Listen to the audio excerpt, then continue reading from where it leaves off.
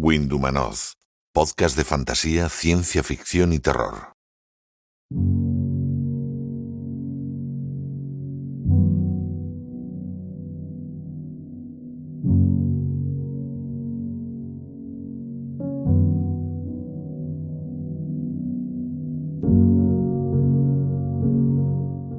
Pues continuamos con este segundo programa de Windhumanoz y llega el turno de la tertulia. Ya sabéis que uno de nuestros objetivos, de los objetivos principales del programa, es dar voz a todos los protagonistas de la cadena del libro, tanto escritores, editores, libreros, ilustradores, correctores, traductores, etcétera, etcétera. Y hoy tenemos con nosotros a dos editoras y a un editor para hablar de libros y del sector. Estoy segurísimo, de que muchos de vosotros, si no todos, habréis comprado y leído libros publicados por sus respectivas editoriales y desde aquí os animamos a que lo sigáis haciendo. Primero, porque publican auténticas maravillas y segundo, porque trabajan por y para nuestros géneros, que eso siempre es de agradecer. Pilar Márquez es licenciada en Filología Inglesa, correctora profesional y una gran lectora desde pequeñita. En octubre de 2015, harta ya de la precariedad laboral, fundó junto a otros dos compañeros Ediciones El Transbordador y vive en Málaga con su familia humana y su familia felina.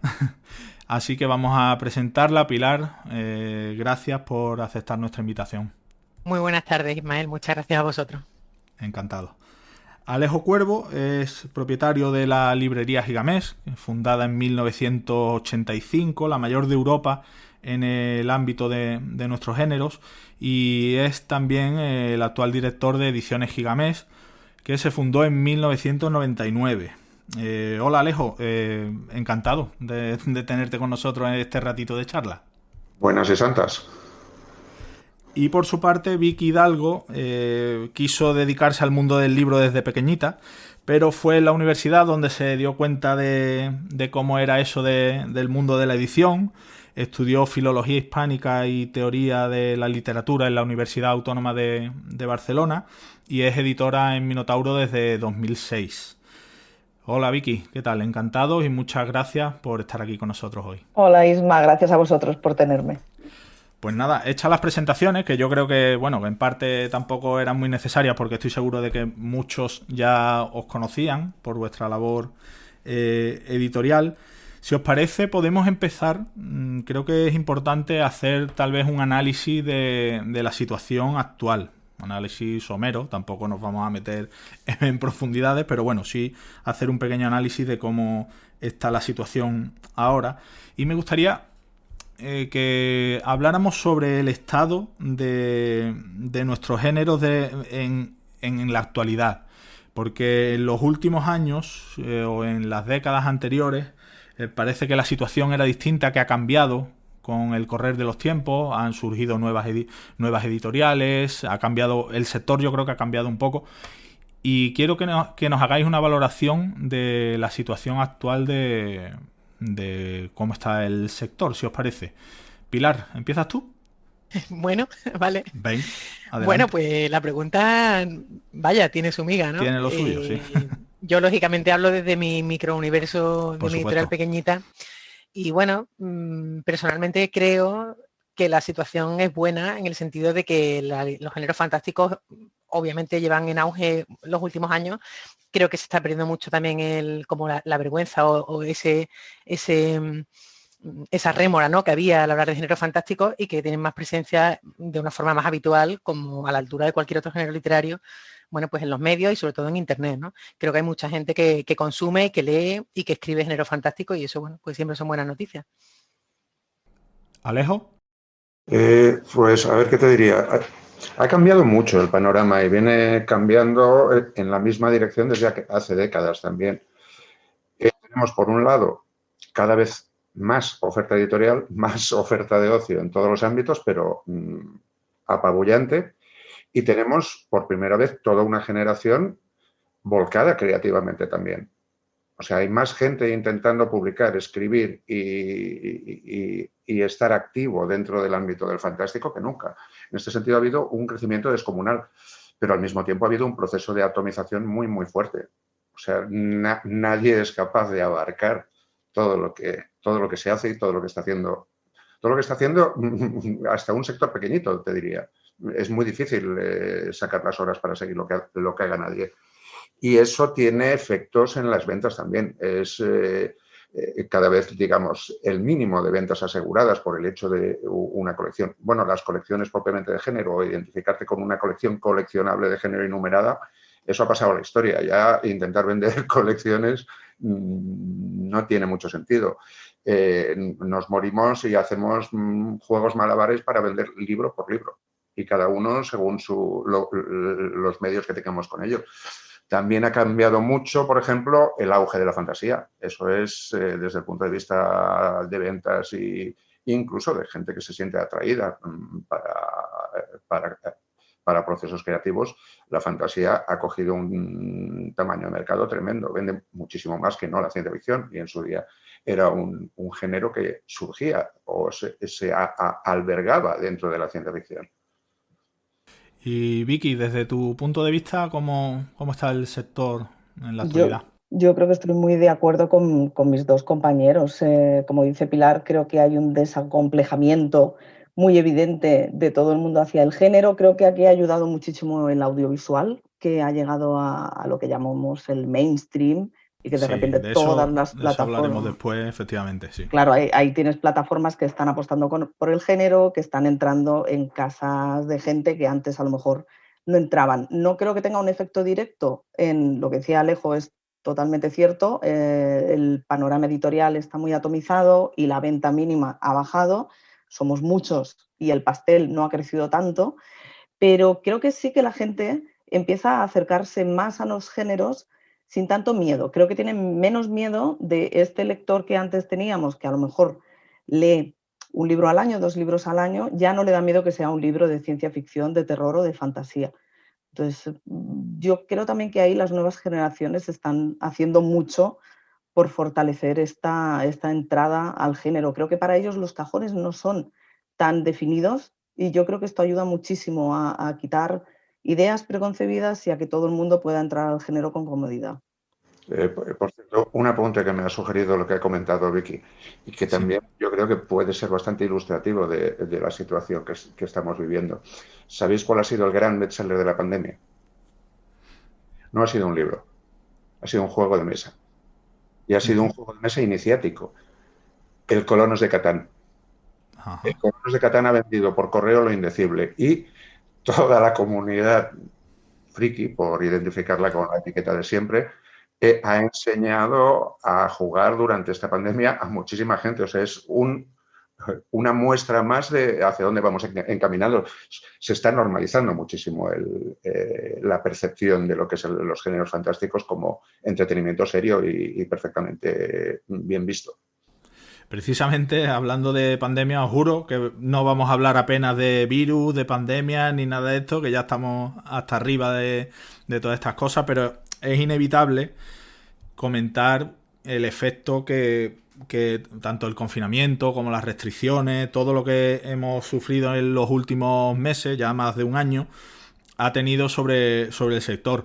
¿Vosotros tenéis realmente la sensación, como ha aparecido muy pomposamente en los periódicos, en los medios, de que la gente se ha refugiado en la lectura, de que la gente se ha volcado? ¿Eso realmente lo habéis visto vosotros reflejado en vuestras editoriales? ¿O es más de cara a la galería o no sé, algo mediático más que otra cosa?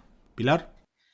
Pues yo, en nuestro caso, creo que ha sido un proceso en 2 tiempos muy diferenciados, ¿no? Al principio, cuando todo esto nos cogió a todos tan de sopetón y que no sabíamos muy bien por dónde iban a tirar las cosas, pareció que resistíamos, por lo menos en nuestro caso, que las editoriales resistían, el digital sobre todo, el interés en los audiolibros, que seguramente lo comentaremos luego también, ¿no? El boom y el auge de los audiolibros.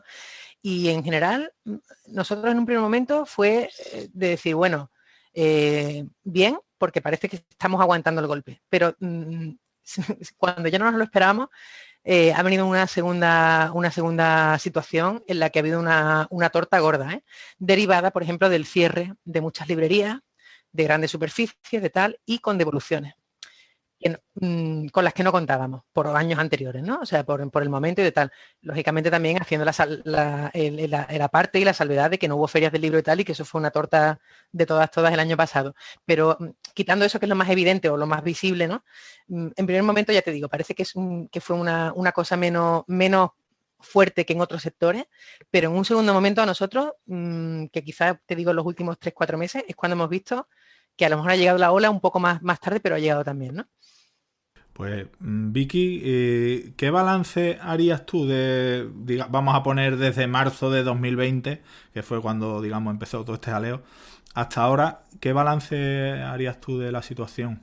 Bueno, en mi caso sí es verdad que no tengo una visión tan de pie de calle como Pilar, entonces es posible que haya comportamientos de los lectores que se me escapen. Yo era muy pesimista al principio, porque lo primero que pensé es que la gente iba a irse a las plataformas, se iban a hartar de Netflix y esto. Y al principio sí es verdad que notamos una caída muy fuerte, sobre todo por el cierre de las librerías, porque hubo 2 meses que no hubo actividad. Con el tiempo, lo que nosotros tenemos para trabajar, que son los datos, lo que dicen es que parece que al final el ejercicio del año pasado ha sido positivo y que incluso han subido los índices de lectura. También es verdad que en un país, Sí, que ha claro, habido como donde... una especie de efecto rebote o algo así. Exacto. Después del cierre de las librerías, sí es cierto que parece que la gente como que tenía ganas de consumir libros, pero Esa es la sensación. También es verdad que en un país donde el índice de lectura sigue siendo bajo, pues una subida de 3 puntos al final tampoco es ninguna maravilla. Pero yo creo que la gente sí se ha ido mucho, que también es verdad que una cosa es comprar y otra cosa es leer. Pero creo que por lo menos sí ha habido un efecto de apoyo del comercio local y yo pensaba que las editoriales pequeñas también lo estaban notando por un tema de fidelización y apoyo a, pues esto, las librerías de barrio, este tipo de comercios donde creo que la gente ha tendido a dar un poco de apoyo en tiempos que son complicados. Nuestro ejercicio, ya te digo, nuestra sensación es positiva en general, aunque sea un momento muy chungo y bueno, en sí, es general no complicado. es difícil sacar cosas buenas de esto, claro. ¿Sí, Pilar? Sí, a colación de lo que decía Vicky, estoy muy de acuerdo con lo que dice del comercio de proximidad, de las librerías de barrio, de que ha habido un boom, un apoyo y una cadena de solidaridad que ha revertido en las editoriales como nosotros y demás. Pero creo que donde estamos recibiendo nosotros ahora esa ola rebote más negativa, quizás sea de las grandes superficies y de cadenas más grandes, ¿no?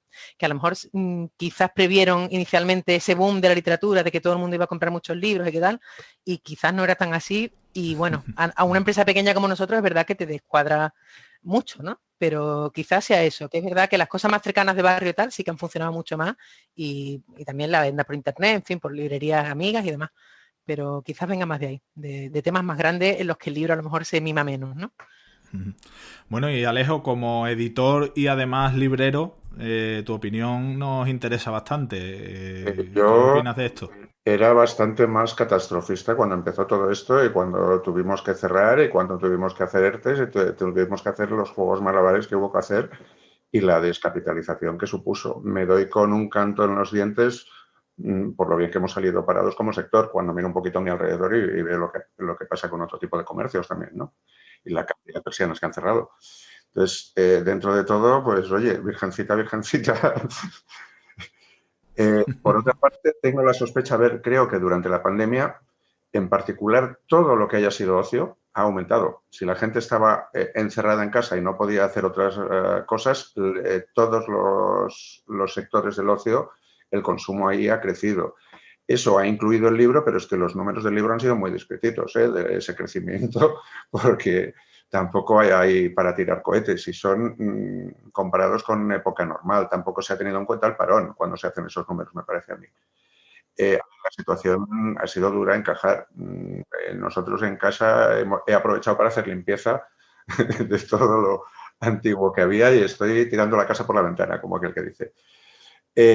Ahí tengo algún vecino, alguna tienda que comenta que esa alegría compradora que notamos incluso con las restricciones de movilidad que había y que nos mantenían mantener unos niveles de facturación relativamente saludables, con lo que se podía compensar el venta por correo, que esa línea se ha acabado. Que ahora ya se están acabando las limitaciones de confinamiento, que la gente ya tiene otras opciones de ocio y que va a volver a ellas como desesperados.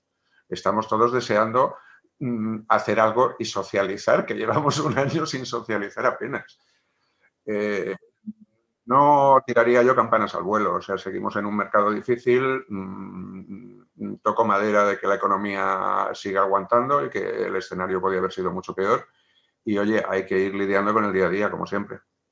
Como siempre, porque la verdad es que el sector nunca ha sido muy boyante, entonces tampoco, y le llega algo así, pero es cierto que todos, yo creo que la mayoría pensábamos que el palo iba a ser más gordo de lo que realmente, por suerte, ha sido. Quería comentaros, lo decía antes Pilar, el tema del libro digital. ¿Qué valor le dais al libro digital y qué evolución es la que habéis visto del libro digital en los últimos tiempos? Si es rentable realmente, hasta qué punto se ha extendido su consumo o se está extendiendo, o veis que se ha parado. La opinión como editores de ese mercado, que al principio es cierto que empezó muy muy muy parado, pero sí es verdad que parece que ya ha arrancado definitivamente. Pilar. Pues nuestra experiencia es muy buena con el digital, discretamente, quiero decir, tampoco es esto la panacea, ¿no? Siempre hablamos desde... Claro, siempre hablamos desde... Eso... Exacto, desde la discreción. Sí. Nosotros al principio de tener la editorial, hace ya casi 6 años, pues en principio no publicábamos simultáneamente en papel y digital, bueno, pues porque no teníamos esa concepción, veníamos con otras ideas más románticas en la cabeza, el libro en papel y demás. Pronto nos dimos cuenta de que eso para nosotros no funcionaba y decidimos publicar a la vez en papel y digital, además aprovechando una de las plataformas potentes que tenemos aquí en España, que está lejos, lo comento, que es Lectu, ¿no? Que es una herramienta, una plataforma que es una maravilla. Nosotros sí hemos visto que los lectores valoran mucho que cuando hay un lanzamiento lo tengan disponible en los dos formatos, en papel y en digital. Porque es verdad que al principio, inocentemente, podía uno pensar que una venta digital te iba a quitar una venta física, y eso creemos que no es así. O sea, el que lo quiere en físico lo compra en el físico, el que lo quiere en digital lo compra en digital, y si tú no se lo das, pues ya está, pues no lo tiene. Y pasa la siguiente novedad, también a colación con lo que decía Alejo, de que hay que luchar libro a libro y que en fin, que no es nada fácil, ¿no? Que defender cada libro. Sí. Entonces, si hay algo que no es la novedad y pasa la novedad y no lo has ofrecido en digital, creo que has perdido un cartucho. Eso nos dimos cuenta hace unos años, lo empezamos a sacar simultáneamente en los dos formatos y creemos que hay bastante auge, que la gente además se acostumbra ya y prácticamente lo exige o lo pide, ¿no? O le gusta tener las opciones. Y ahora entra también fuerte el audiolibro, que también será, bueno, eso aún no tenemos datos para estudiarlo, pero también es importante. Vicky, ¿tu opinión del digital? Yo creo, como decías tú, que parecía que empezaba muy fuerte. A mí me da la sensación de que se ha quedado como un mercado muy residual, en el sentido de que ha cogido una cuota que es pequeñita y no parece que crezca mucho, por lo menos de momento. Teníamos como mucho miedo de que nos fuera a robar el libro de papel. Teníamos mucho miedo también de que la piratería hiciera que la gente dejara de comprar. Creo que ninguna de estas dos cosas ha pasado. Creo que en realidad la gente que piratea muchas veces tampoco se lee lo que piratea, porque está como el síndrome de la ardilla. Efecto de acumulación, creo yo. Exacto, ¿no? Es efecto ardilla de necesito como tener 1000 libros para si llega el invierno, pues que no me pille sin lectura. Pero para nosotros creo que es más una herramienta, pues por ejemplo nos viene muy bien lo que decía Pilar, publicar en simultáneo para llegar, por ejemplo, a América Latina, que es el otro lado del charco, siempre es más complejo, porque tiene ahora, además con la pandemia, lo están pasando fatal, la realidad de mercado es horrorosa, cada país tiene sus idiosincrasias, pero es verdad que es muy complicado, y si publicas en simultáneo, pues la gente allí por lo menos tiene acceso al libro. Y esto yo creo que es muy valioso para nosotros. Sí, porque es una apertura de mercado que realmente también es muy interesante para las editoriales. Y bueno, estamos hablando de editoriales grandes, pero también en el caso de Pilar, por ejemplo, una editorial independiente y que tenga esa posibilidad de llegada, porque a lo mejor una editorial grande puede llevar sus libros de papel a otros mercados con mayor facilidad, con su trabajo, pero bueno, con mayor facilidad. Pero para una editorial pequeña es muy complicado. Sí, nosotros ahora mismo no nos planteamos, nos encantaría distribuir en América Latina, nos encantaría y además especialmente, o sea, es una cosa que nos gustaría mucho, pero no le vemos el color ahora mismo. Tenemos unos recursos limitados, pero como bien dice Vicky, si lo tienes en digital, tienes una ventana y muchos de nuestros libros se venden en Latinoamérica, en digital. Y es verdad que hay mucho interés y nosotros además somos de la convicción de que hay que estrechar lazos e intercambiar y que ahí está la riqueza, ¿no? Entonces es una ventana muy buena para una editorial pequeña independiente como la nuestra, ¿no? Alejo, por tu parte, el tema digital, además, claro, al ser también librero, las librerías al principio, pues tenían sus reticencias, imagino, ¿no? Tengo que hablar como plataforma también, porque también estamos vinculados a Lectu. Efectivamente, pues adelante. Lo de Lectu se ha ido desarrollando para cubrir para ir haciendo los apaños que nos veíamos capaces de hacer para solucionar nuestras necesidades como editorial o como librería también, desde que hacemos venta por correo a través de Lectu. Y sencillamente, ya que desarrollábamos la herramienta para nosotros, la idea era dejarla disponible para la comunidad. Y el hecho de que Pilar me diga que la está usando y que está contenta, para mí son buenas noticias. O sea, en ese sentido, muy bien. Ahora, nuestros números con el digital es básicamente lo que señalaba a Vicky. Es un servicio a Latinoamérica. El público básico que tenemos está allí y a ver, el esfuerzo de hacer una edición digital de un libro es relativamente limitado, no es ni muchísimo menos la inversión que hay que hacer para una edición en papel. Y bueno, ya que has hecho todo el trabajo y tienes el texto, pues tampoco cuesta tanto hacer la edición digital. Y me parece a mí que quien más que menos lo estamos haciendo un poquito por inercia y por las gracias que nos dan de vez en cuando los pocos consumidores que tenemos. Emilio, por ejemplo, está contento. Él sabe que tiene lectores en Latinoamérica y le vienen por ahí. Claro, es lo que estábamos hablando antes. Hay una apertura de mercado que con todo esto pues estaba ahí y muchos interesados y ahora tienen ese acceso mucho más fácil. Quería ahora pasar al tema de las plataformas, porque hablábamos antes que con el tema del confinamiento y tal, es verdad que hubo mucho consumo también de plataformas, de series, de películas, pero curiosamente, no sé si estáis de acuerdo, pero creo que son datos objetivos, tanto las series como las películas que más éxito están teniendo en las plataformas son de género realmente, o son fantasía, o son terror, o son ciencia ficción. ¿Eso vosotros creéis que es beneficioso de cara a las ventas o creéis que os quita mercado? Pilar. Yo no creo que quite mercado, o sea, creo que son mercados diferentes, pero que también lógicamente se retroalimentan. Es lo que hablamos al principio, que quizás tenga ese beneficio de poner muy fácilmente y muy accesible el género fantástico en ese formato audiovisual. Que de ahí hay gente con curiosidad que llega al libro o a los libros o que quiere leer de esos géneros porque no los conocía o no se le había planteado. Supongo que será posible. Yo personalmente creo que son cosas más bien separadas, que no quiere decir que a alguien al que le guste el género fantástico o literatura no le guste el cine o la serie, o al revés, ¿no? Pero que no necesariamente van de la mano. Creo que es un poco engañoso, bajo mi punto de vista, ¿eh? Que parece que todo el que le gusta el cine fantástico a lo mejor va a leer un libro de literatura fantástica. Quizás no es tan así. O al revés, ¿no? Yo, en mi opinión personal, yo creo que puede ayudar, me refiero. Sí, sin duda. Que puede ayudar a que haya lectores potenciales que descubran lecturas que esas series le abren también un camino para descubrir. Pero bueno, no lo sé.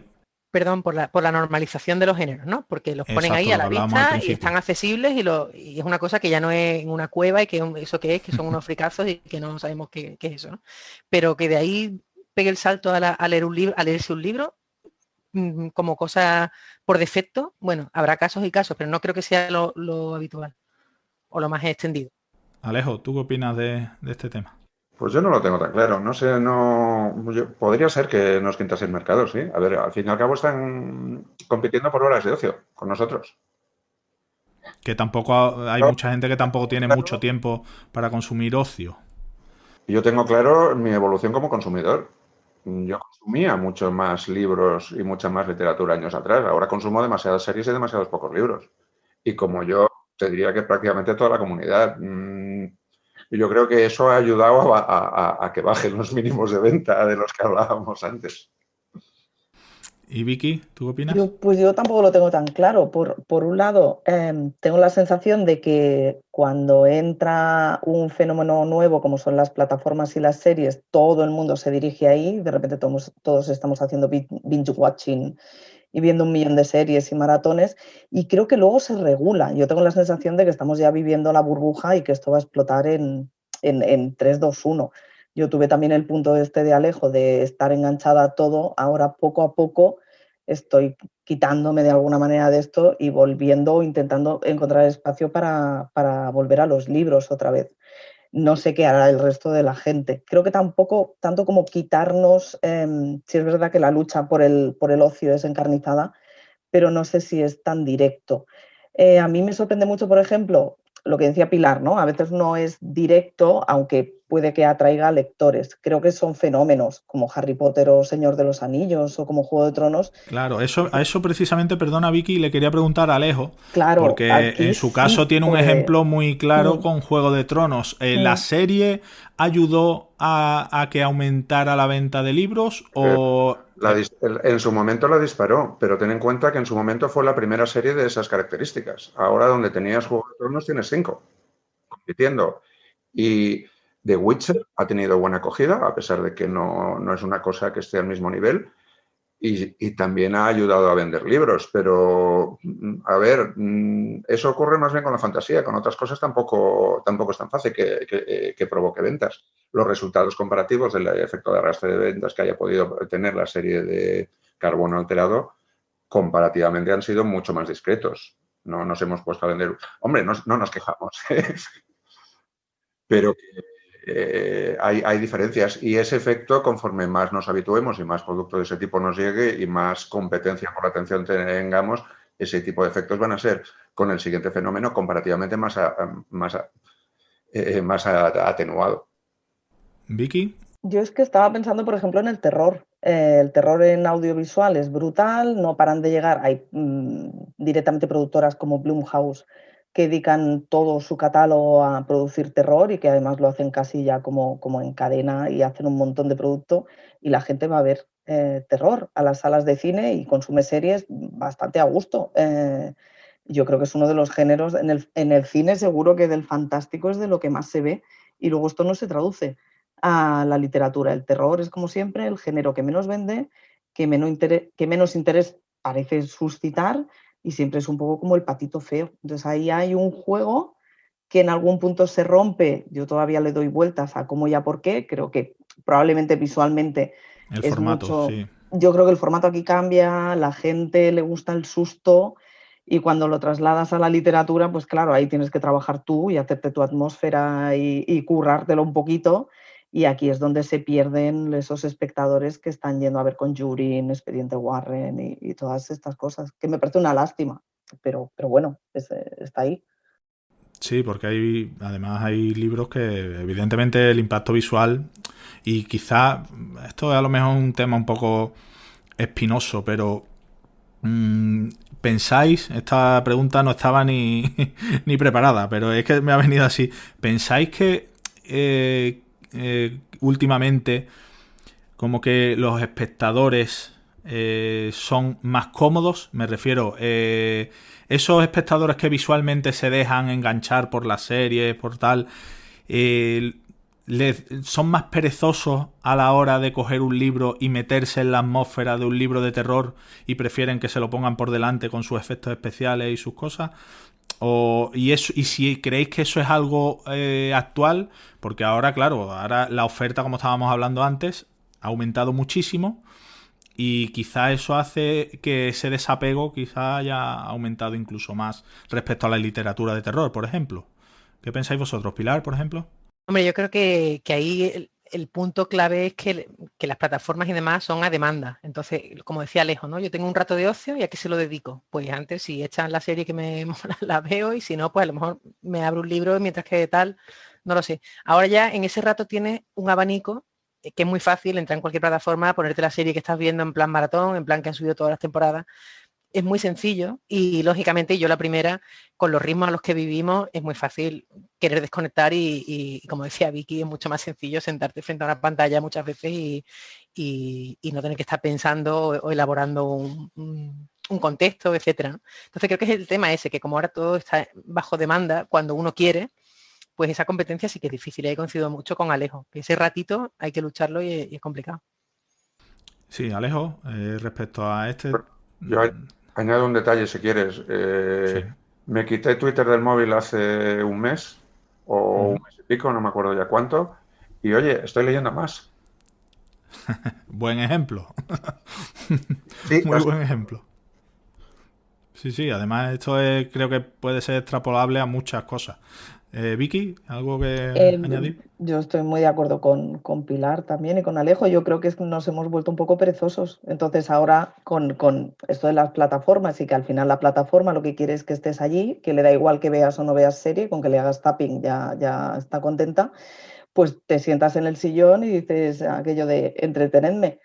Y claro, entonces hay cosas que no funcionan luego en el libro. Creo que es otro tipo de experiencia que necesita más paciencia y que a veces necesita hay muchos libros que necesitan que tú les des un ratito, ¿no? Y creo que la gente en general, y yo me incluyo, nos hemos acostumbrado a que nos den tralla rápido y que si en las primeras páginas no te has enganchado, pues ya no merece la pena. No creo tampoco que haya que torturarse y evidentemente hay libros que no son para ti, no hace falta que te flageles, pero sí, esta cosa de esta democracia de la impaciencia creo que perjudica en general.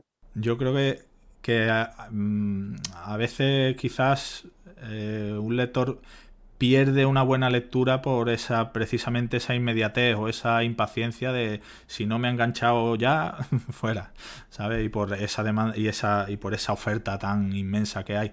Pilar, dime. Y es que lo que dice Vicky me hace gracia porque justo hoy creo que leí a alguien quejándose de esa necesidad de la recompensa inmediata de las cosas. O sea, o me satisface ya o ya no le debo dar 2 minutos de mi tiempo a esto, ¿no? Y me hacía recordar a un amigo muy jovencillo con 19, 20 años que me explicaba que él y su novia nunca veían una película entera. O sea, que eso era muchísimo tiempo. Entonces, que una película, ¿no? Que la ponían, veían un rato, otro día veían otro rato y tal. Pero con toda la naturalidad del mundo. Y claro, a mí como boomer total me sorprendía, pero después también lo entendía, porque es verdad que te requiere, venga, me voy a sentar aquí una hora y media, si fueran 1 hora y media, me voy a sentar aquí 2 horas y media a ver una película y dedicarle este rato, ¿no? Y eso es la mezcla de la inmediatez y tal. Por eso que un libro quizás no te va a dar esa satisfacción tan inmediata, muchos sí, las grandes obras ahí están, ¿no? Que de las primeras páginas, pero es verdad que muchos no te van a dar, que requieren de un ratito y de unas cuantas horas. Bueno, por dejar esa reflexión, y me hacía gracia esa idea de que nunca veían una peli entera, que era imposible. Es curioso. Alejo, ¿tú qué opinas de todo esto?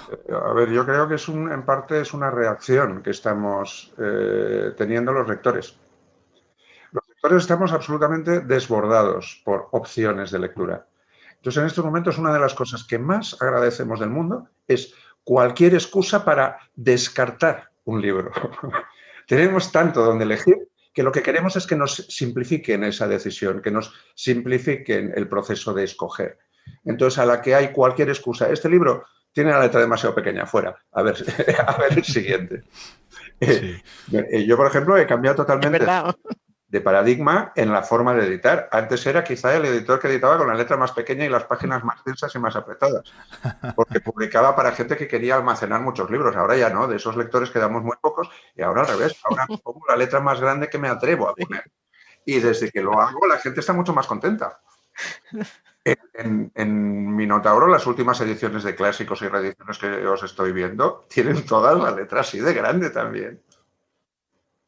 Claro, eso es algo a tener en cuenta, ¿verdad, Vicky? O sea, el libro tiene que tener además un atractivo estético. Ya nos estamos poniendo más exigentes y más puñetitas como lectores. A eso quería comentar también. El tema del libro como objeto, que es cierto que hay ediciones hoy, a día de hoy hay tanta oferta, pero es verdad que hay editoriales que cuidan mucho el libro como objeto y creo que eso es importante, pero también respecto a lo que decías antes, Vicky, lo que ha dicho Alejo del tema de las ediciones clásicas que estáis publicando en Minotauro, es así. ¿Habéis tenido en cuenta que el tipo de lector que ahora compra vuestros libros? Sí, totalmente. Evidentemente Alejo tiene muy buen ojo. Y es verdad que cuando empezamos a diseñar la colección de esenciales, una de las filosofías de esta colección es que son clásicos de autores distintos, que fuera como una de las bibliotecas a las que acudieran lectores que tenían curiosidad por el género, pero que a lo mejor no querían leer las 30 o 40 obras de un autor para leer algo así como los títulos más importantes y que fueran representativos. Entonces ahí tenemos en cuenta que a lo mejor lo que teníamos que hacer era que el proceso de lectura fuera agradable, porque estábamos yendo a un lector que era esporádico, que podía leer otras cosas o que a lo mejor podía leer Fahrenheit y no volver a la ciencia ficción en mucho tiempo. En otras ediciones pues funciona diferente. Claro, pues los libros de Warhammer que editamos sabemos que van a un público súper fiel y hardcore, y a ellos les va a dar igual. Si les metes en una página 3.000 caracteres, pues van a estar encantados igual, claro. Ahí pensáis, yo por lo menos siempre, yo creo que ahora hay muchos más, por lo que hemos hablado anteriormente, hay tanta oferta que antes había muchos más lectores que terminaban un libro sí o sí y ahora somos menos pacientes, como decíamos antes, ¿no? ¿No creéis que eso es algo que está generalizado ahora? Porque yo recuerdo, no sé, mis padres o mis abuelos o tal, que los libros se los cogían y se los leían. Y no eran de otro, otro, este no me gusta, otro. Ahora sí, por esa oferta y por esas posibilidades que tenemos, sí es cierto que lo cambiamos de libro, si no nos gusta pasamos a otro y punto, ¿no creéis? Pilar, por ejemplo. Totalmente, vamos, yo misma. O sea, yo me recuerdo con 16 años diciendo, no, jamás dejaré un libro a media, pero bueno, tal. Y ahora es que la cuerda es lo que dice Alejo, ¿no? En cuanto te dan una excusa, porque bueno, el tiempo es muy limitado, es verdad que la oferta es absolutamente desbordante, o sea, no hay vidas para leer todo lo que uno querría. Y claro, eso creo que incide en el nivel de exigencia también, ¿no? Sobre todo porque lo que inviertes es tu tiempo, es lo más caro, ¿no? El tiempo, que es de lo que todos siempre tenemos queja de que no tenemos suficiente, ¿no? Y esto, ¿qué diferencia hay entre, por ejemplo, la Pilar lectora en su casa y la Pilar editora, como editora, digamos? Pues la Pilar editora ha matado a la Pilar lectora, dramáticamente. Un asesinato, pero vamos, de todas, porque primero porque no tengo tiempo, segundo porque me paso todo el día leyendo por trabajo, leyendo, corrigiendo, volviendo a leer, a releer, a corregir, y cuando llega el momento de leer un rato me cuesta muchísimo leerlo con unos ojos frescos de simple lectora, ¿no? Y no con ojos con lo que llevo haciendo todo el día, que es analizar, estudiar, pensar. Entonces por ahí mal, todo mal, y además me fastidia mucho porque una monta este negocio porque adora los libros y la lectura y de repente resulta que a mí nadie me había dicho que iba a terminar así, ¿no? Pero bueno, es verdad que los ratos que tengo, quizás por eso soy más exigente con las lecturas y me cuesta más entrar en los libros. Pero eso es algo que creo que le pasa a mucha gente de mi nivel, de editoriales pequeñas y tal, que leemos, que estamos todo el día entre páginas y demás porque hacemos muchos de los procesos del libro. Y creo que es generalizado y tenemos como una sensación de culpa ahí terrible que, mira, yo lo siento, pero es que tampoco, verás. que tampoco es culpa mía. O sea, es que yo me gustaría leer mucho más, pero que ya leo mucho, pero es por trabajo, ¿no? Y Alejo y Vicky, ¿también ese sentimiento asesino también lo tenéis? ¿O? Es que cuando lo ha puesto en esos términos me ha hecho tanta gracia la metáfora, pero sí, la persona editor mata a la persona lectora. Yo, por ejemplo, soy incapaz de leer un texto en castellano sin tener el modo corrector encendido. No es forma de leer. No. En inglés lo consigo más fácilmente, pero la facilidad con la que llega un pasaje y digo, ¿y esto cómo coño lo traducirías? Que eso también te echa de la lectura, es recurrente. Incluso mi tiempo de lectura es limitado. El hecho de que un libro haya sido contratado y sé que lo va a publicar otra editorial por ahí, ya es motivo de descarte también. Sí, yo creo que esto nos Vicky. pasa un poco a todos. A mí, Es el placer de la lectura en todo el proceso.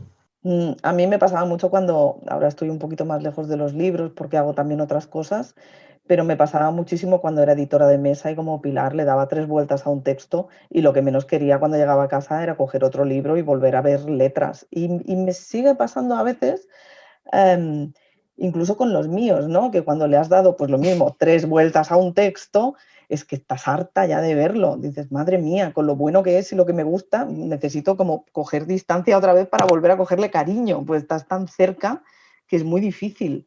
Yo lo que hago mucho es salir a veces del género, darme paseos fuera.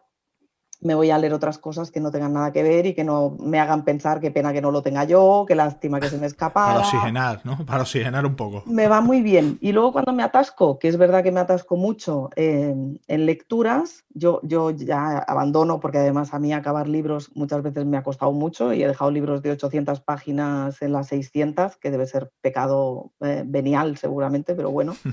Me voy al terror porque me meto enseguida. No lo puedo leer por la noche porque soy muy impresionable, pero probablemente me pillo un Stephen King, que es que me mete en el minuto 2 ya estoy ahí dentro, o algo de terror que me funciona muy bien y es muy rápido.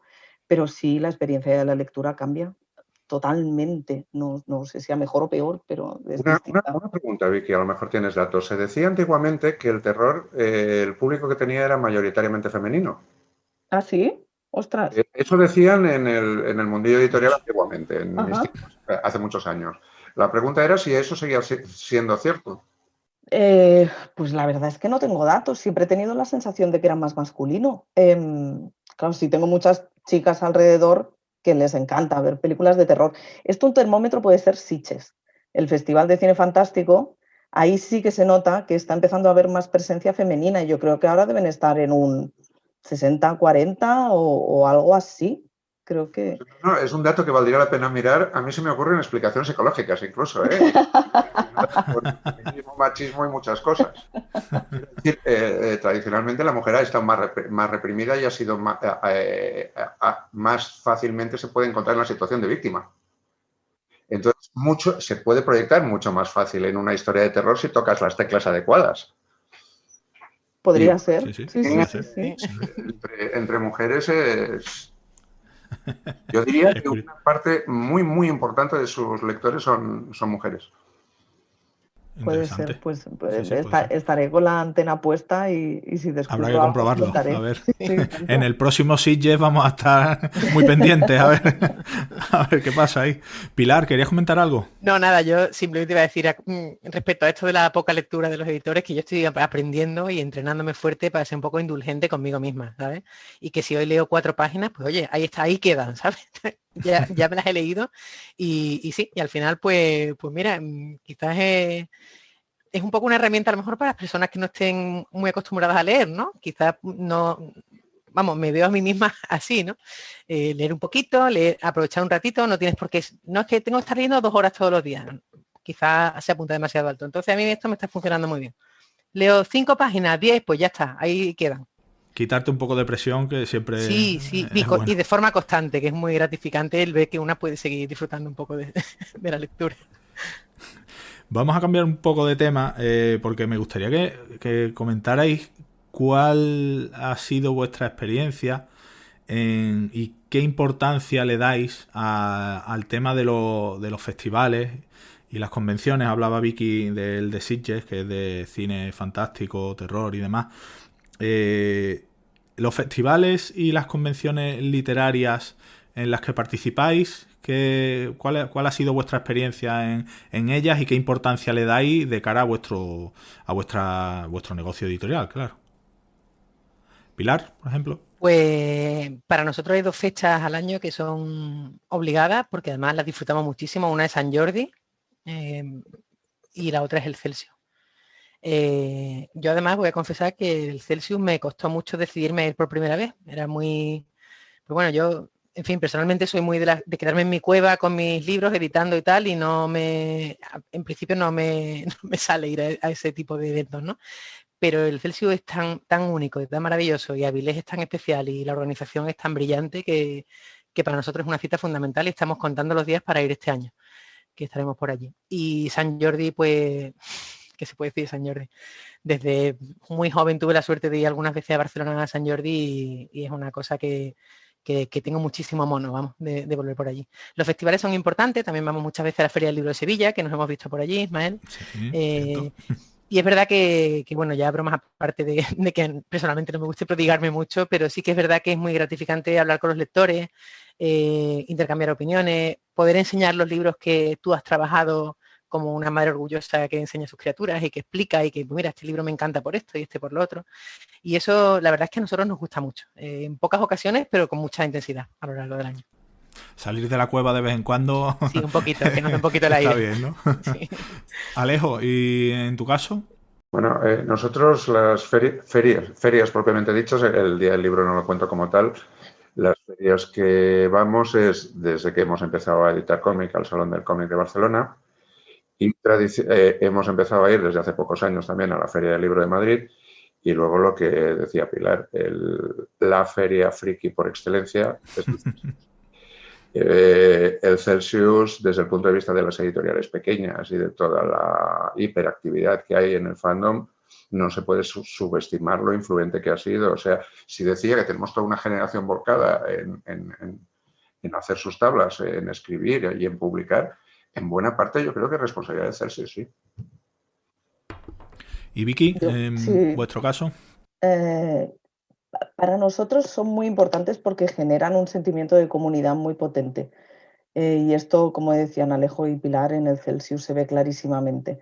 Es brutal la cantidad de gente joven que va al Celsius para comprar libros, para ver autores, para ver charlas sobre escritura, porque leen mucho y además están escribiendo una barbaridad, y en resumen para formarse. Entonces ahí comparten, conocen y lo que llamamos el fandom al final, pues ahora con los festivales se está produciendo de otra manera, tienen otra manera de relacionarse y están siendo muy productivos. Lo que decía Pilar también, a mí el Celsius me encanta porque vas, te enteras de todo, conoces gente, esta cosa que tienen los festivales de encontrarte en una mesa con gente muy diferente a ti, pero con la que puedes compartir mucho, me parece muy interesante, ¿no? Estar en contacto, pues nosotros no vamos como editorial, entiendo que también es un pulmón de aire muy importante para los que van, pero poder hablar con lectores, con editores, con escritores, es clave para nosotros y yo creo que tienen además un papel muy importante en el futuro del género, segurísimo. Sí, además es lo que decís los tres, que también es una buena forma de pulsar el ambiente de los lectores que luego van a ser, que son vuestros lectores y es bueno siempre conocer que se cuece, ¿no? en el mundillo. Por eso es bueno no estar siempre, como decía Pilar, en la cueva, sino de vez en cuando salir a que dé el aire y conocer qué es lo que hay por ahí. Es muy enriquecedor, sí.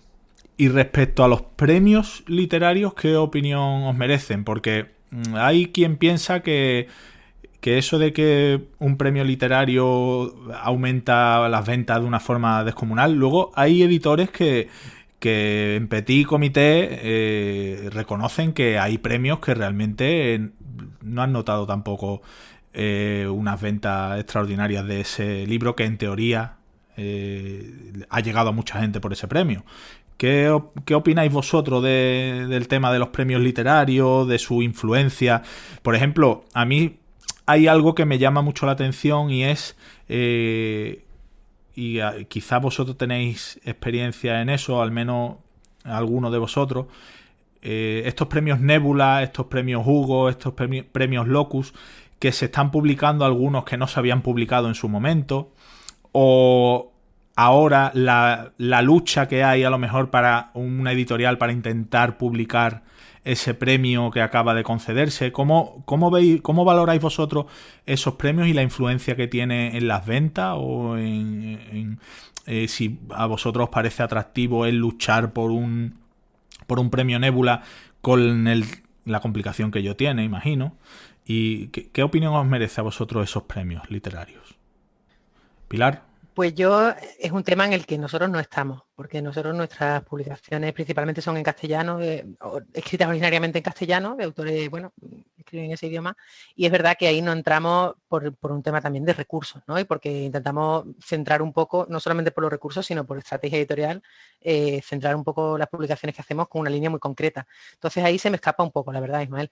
Sí que es verdad que nosotros este año hemos fundado nuestro propio premio literario, que bueno, es muy pequeño, el proceso de novela corta, pero creemos que para nosotros fue un hito, porque también para una editorial de nuestro tamaño, bueno, pues un premio dotado con 1.000 euros para una novela corta era una apuesta fuerte y decidimos hacerla además en plena pandemia. Un poco por, por cabezonería editorial y lector y decir, no, nosotros seguimos apostando por esto y va en serio y queremos que se siga tan. Entonces te puedo hablar solamente desde esa perspectiva, que me parece una de las cosas más bonitas que hemos hecho en la editorial, que es convocar un premio literario y que esperamos que siga muchos años, ¿no? Pero seguro que Alejo y Vicky pueden hablar mucho mejor de lo que comentaba. Que por cierto me parece muy buena noticia que haya esa pugna, que haya interés en que editoriales entrar esos premios y traducirlos y demás. Siempre es una buena noticia magnífica para el lector en castellano, claro. Yo desconozco las tripas de todo eso, pero seguro que Alejo y Vicky tienen más información de eso, seguro. ¿Alejo? Con los premios ha pasado un poquito como con todo lo demás. Están sometidos a un proceso hiperinflacionario, como el del origen del universo. Cada vez hay más y de más colores. Tenemos premios para dar y vender y elige y te desborda, como todo. Quiero decir, los premios en su momento originalmente existían el Hugo y poco después el Nebula. Y en aquella época, cuando tenía sentido vender colecciones y cuando el tiempo de ocio que le dedicaba la gente a la lectura era más alto, pues salir al mercado con un autor desconocido que pusiera premio Hugo o premio Nebula te garantizaba la comercialidad. Era una tarjeta de presentación de alguien nuevo gratis, sáltese tarjeta de salida de la cárcel, vas a tener buenas ventas sí o sí. Cuanto más han proliferado y más historial de premios llevabas, más se va diluyendo ese efecto también. En estos momentos yo creo que hay motivos, los premios más prestigiosos o que tienen más fama o que llevan más tiempo funcionando siempre te ayudan un poco en ventas, pero cada vez hay menos gente que los usa como criterio para discriminar. No creo que tengan ya tanto peso como pudieron tener antaño. De hecho, yo recuerdo que había publicaciones que había suscripciones a los premios y había gente hace tiempo que estaba suscrita a los premios y cuando salía no sé si eso sigue existiendo, pero... Como lector y como aficionado, tu pretensión era conocer todos los premios y estar al día de todas. Exacto. Yo no creo que haya muchos aficionados jóvenes por ahí que tengan esa pretensión ya. No, eso es de tiempos pasados. Y todos son blogueros. Y Vicky, el tema de los premios, ¿cómo lo ves? Yo creo que son una herramienta de difusión fantástica. Sirven para poner autores en el mapa.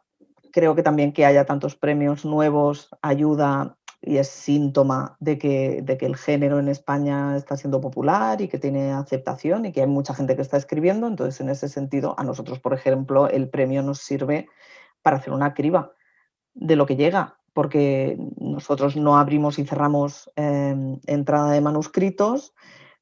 Vamos mirando lo que va llegando, pero es que nos llegan creo que 1.000 al año o algo así. O sea, es una barbaridad. Entonces el premio sí que nos viene muy bien, pues esto, ¿no? Como un poco te pones a muerte, cribas el premio y te da un poco un pulso pues de lo que está haciendo la gente, de cómo está el mercado, de los intereses, de pues incluso cosas de edades o género escribiendo. Pero luego yo no tengo la sensación de que afecte especialmente a la venta. Creo que van dirigidos a un público que es especializado. Yo creo que el lector generalista los premios ni los conoce ni parece que le importen especialmente. Entonces, nos sirve a nosotros para fijarnos, pues los locus, los úbula, nébula, los hugo, para ver qué autores hay destacados en otros mercados, pero más allá de esto, en ventas, creo que no se refleja especialmente. Sí, Alejo, ¿querías comentar algo? Sí, ya que estábamos hablando de premios, distinguir entre dos categorías de premios, porque en realidad estábamos mezclando un poquito dos modelos de premios. Una cosa, digamos, yo me he referido sobre todo a los premios de popularidad, de votación entre lectores, de lo mejor del año y cosas así, que defiendo que eso, el impacto que están teniendo en las ventas es cada vez más pequeño.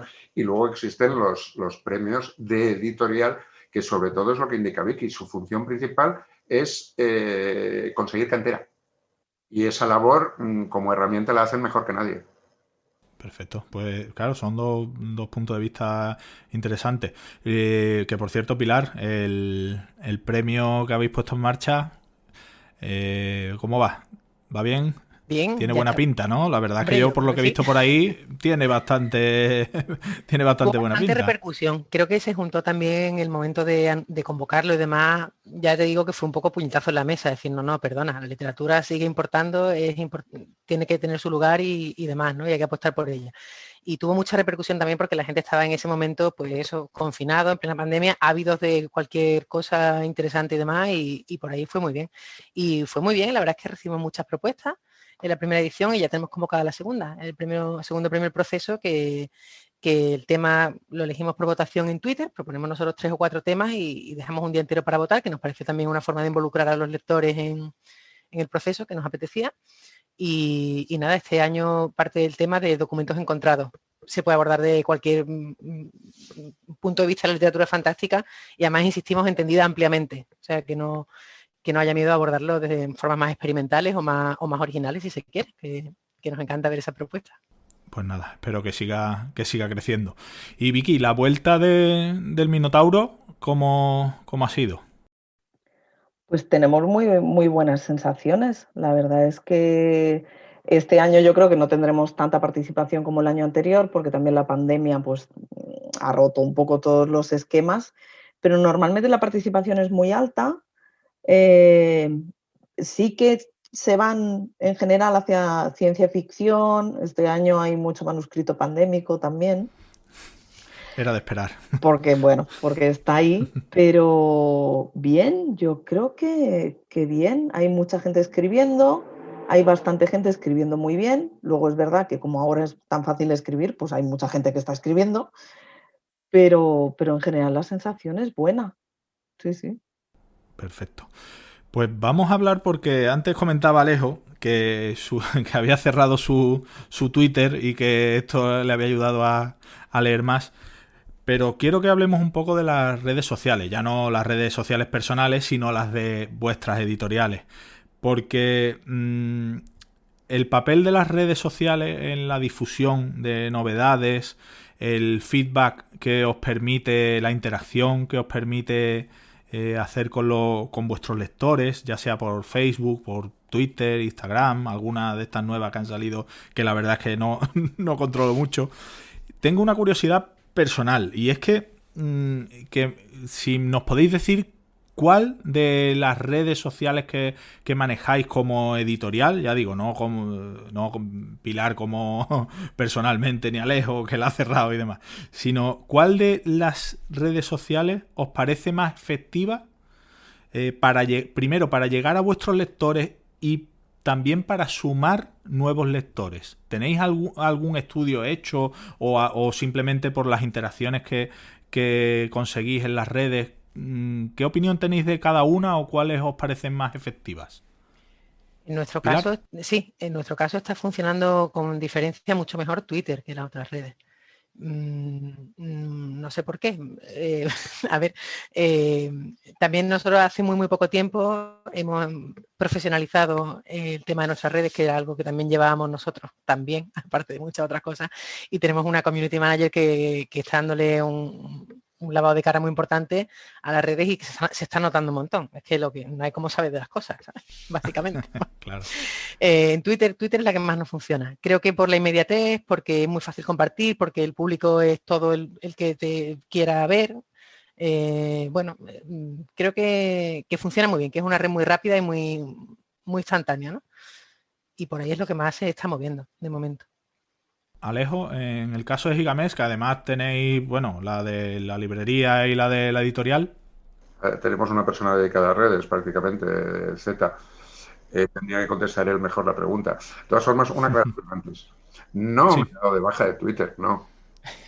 Me lo he dado del móvil, que no es lo mismo. Vale. Bueno, pero es que el móvil... En el ordenador me miro lo que dice la gente, contesto rápido y ala. Otra, siguiente cosa, no pierdo más tiempo. Somos esclavos del móvil. Sí, no, el tema, la inmediatez es un peligro. Tener la inmediatez en el bolsillo. Sí. En otra época, cuando tenía 10 minutos libres, cogía el libro que llevaba bajo el brazo y me ponía a leer. Ahora sacas el móvil. Es romper ese hábito nada más. A ver, yo, por lo que me cuenta Z, las redes sociales no dejan de ser el marketing que podemos hacer las editoriales que no tenemos presupuesto para marketing de verdad. Es un poco el marketing de guerrilla al que tenemos que recurrir. Y como tal es eficaz.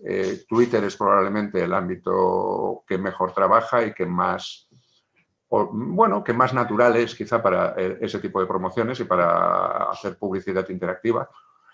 Y Z estaba particularmente contento de Instagram también ahora, del volumen y del tráfico que mueve Instagram.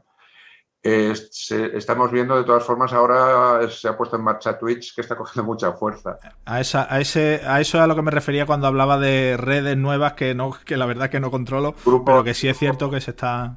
El grupo activo que hay ahora en ¿cómo se llama la red esta? Es igual, el WhatsApp de grupo que usan la gente de juegos, que se está universalizando también y se está utilizando para todo tipo de... Por Telegram también hay grupos que... Y la interacción en grupo. Sí, de acuerdo. ¿Y Vicky? Es un instrumento. Sí, perdón. Y si no lo tuviéramos tendríamos un problema, porque el mercado es cada vez más difícil llegar a él, en realidad, es lo que estábamos hablando. Vicky. A nosotros nos ha venido genial Instagram, es que además con el tema de la pandemia no poder hacer actividades físicas, tener una red social que te permite hacer una charla o hacer un vídeo. Además, Instagram empezó a introducir mejoras súper rápido, los IG Live cambiaron un montón en nada y nos fue muy útil para mantener el contacto con los lectores. E incluso yo creo que la parte virtual ahora le vemos muchas ventajas que antes a lo mejor no le veíamos o que no eran tan evidentes, como que tú con un IG Live puedes llegar a lectores que están en Chile, en Perú o en USA. Y antes, pues una presentación, pues te van 20, 30 o 3 y inviertes un esfuerzo que a lo mejor se pierde más, ¿no? Que tiene menos repercusión.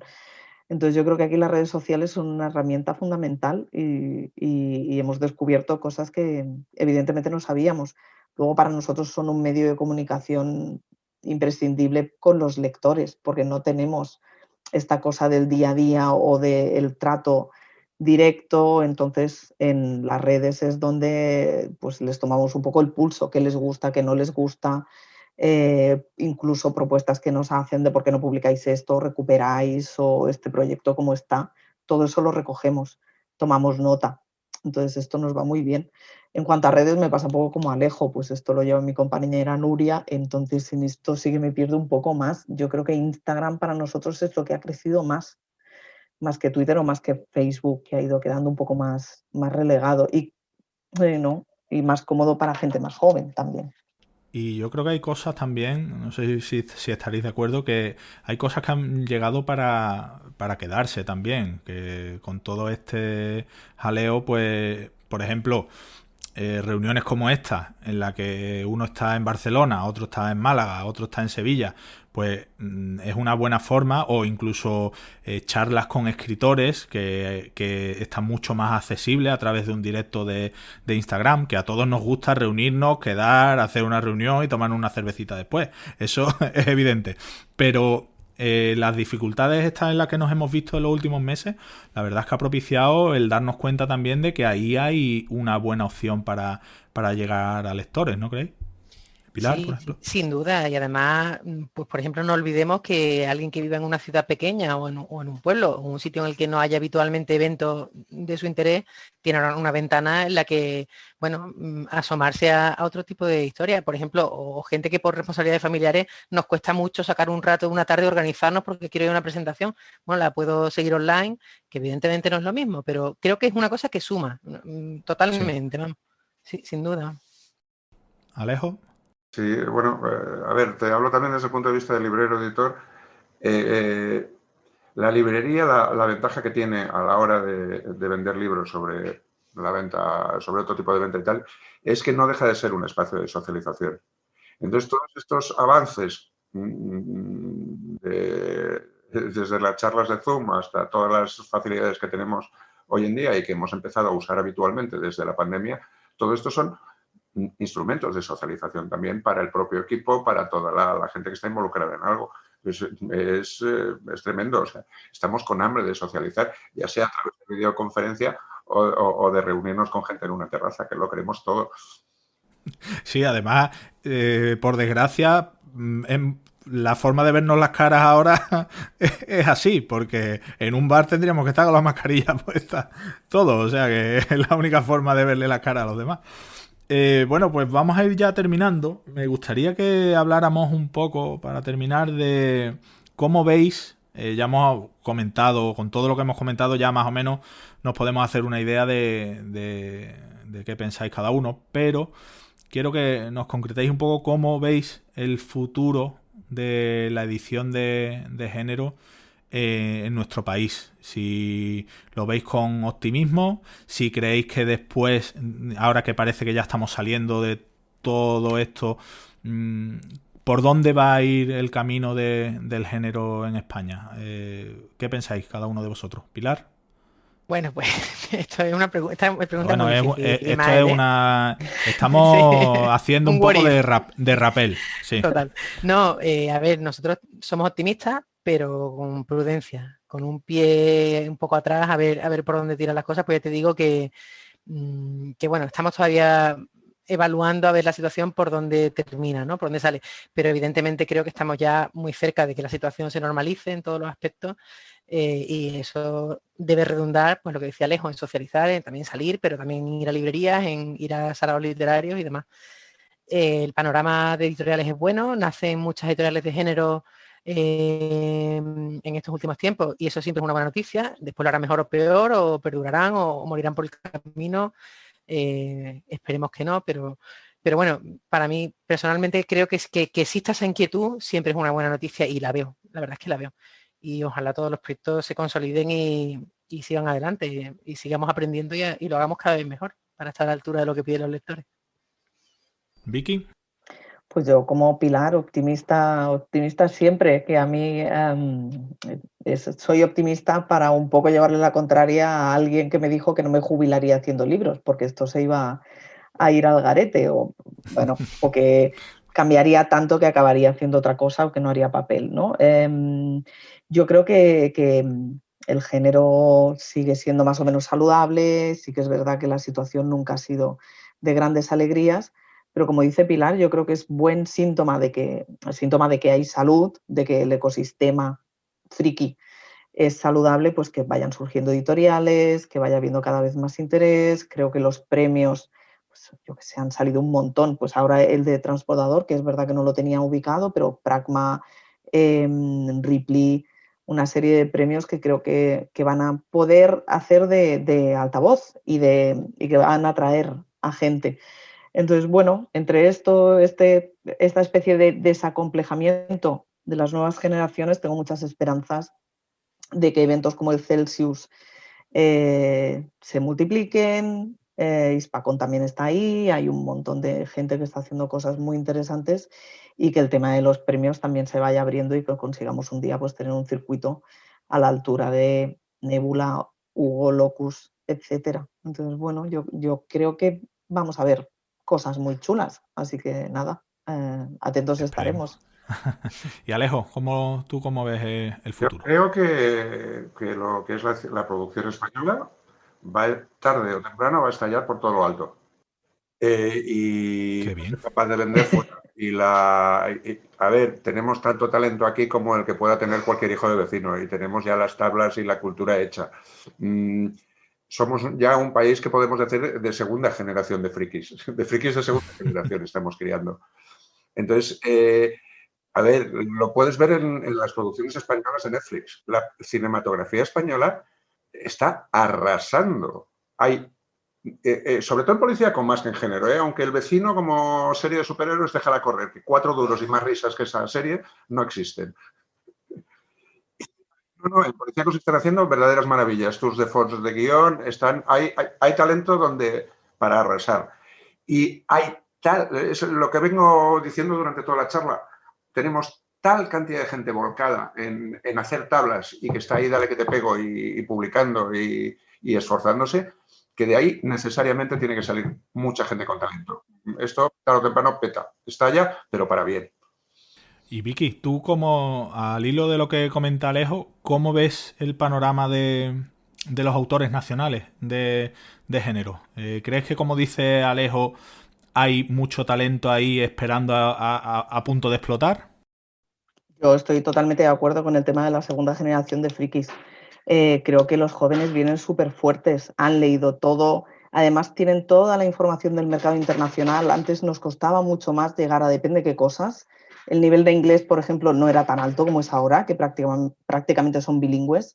Entonces tienen un bagaje, una red de referencias que creo que los ayuda mucho y instrumentos, ¿no? Pues todos los cursos de escritura, que esto es novedoso, luego ya veremos dónde acabará, o herramientas en YouTube, o tienen mucho recurso al alcance de la mano. Y yo creo que lo están haciendo muy bien. Entonces hay mucha gente joven muy potente y creo que una parte importante donde apostar es el nacional.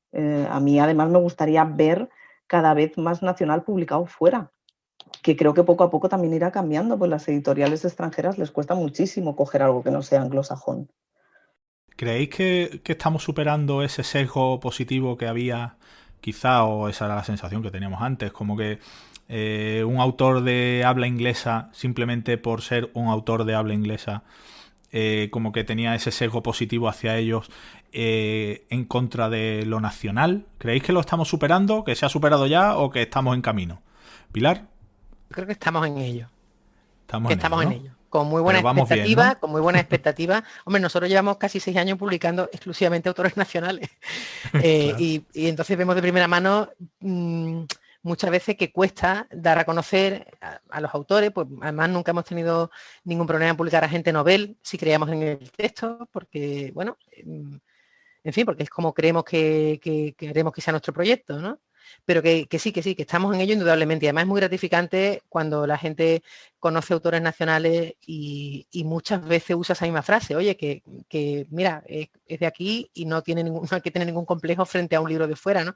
Y por ejemplo, me acuerdo, Ismael, que además tú estuviste allí en la presentación de David Luna en Sevilla, ¿no?